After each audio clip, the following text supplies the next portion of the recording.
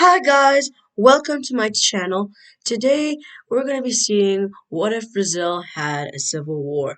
So this northern part of Brazil, some of it's in the Amazon rainforest, it's rebelling because it thinks it's not getting enough representation in the government because it has less of a population and they're not getting enough of a say. So they decide we we want to become independent and we want to get a say. So they're able to get enough support and enough troops. So this part of Brazil declares independence, and now they're in full-fledged war. So at first, Brazil's not prepared for this. So the red team, I'm gonna call it, is able to make a lot of ground, but this is mostly the Amazon rainforest, so it's not really that important.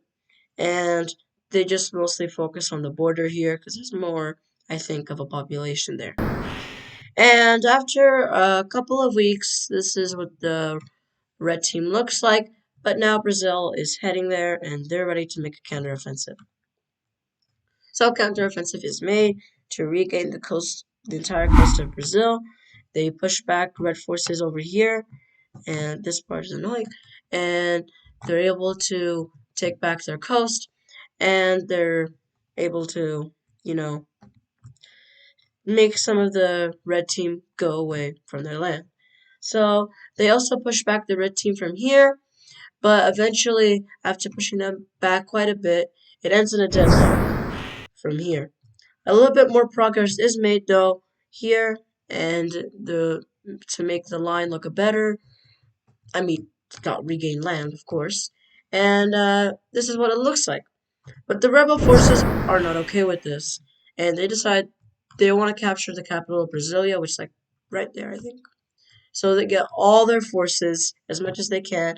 They make a punch here in the lines, and they make a spearhead to try and just capture the capital and force Brazil to, surrender. So after a couple of weeks, the spearhead is able to achieve quite a bit, actually, and I believe Brazil is like right there. They're able to get quite close, and they try to encircle it, but the city defenses are too strong, and they're not able to do it. So yeah. This is a weird border. And they're also able to capture this area here.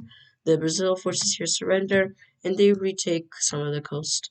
But they can't make any more advances because they don't have much of the troops. And after the capital of Brazil is quite literally very threatened, uh, nothing happens. And they're able to defend it quite well.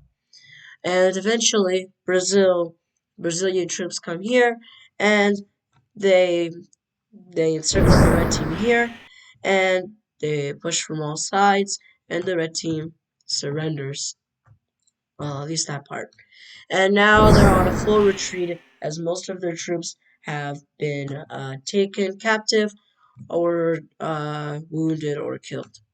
So we have Brazil taking the coast one more time, or, well, who knows how much more times.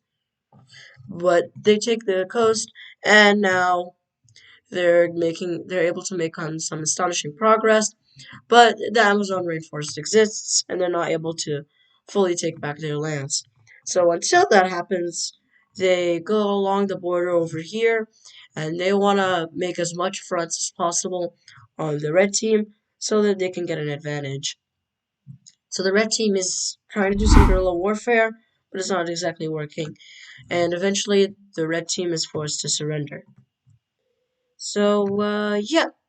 So now Brazil is, after this war, it realizes it has to give this area more representation, so it does that.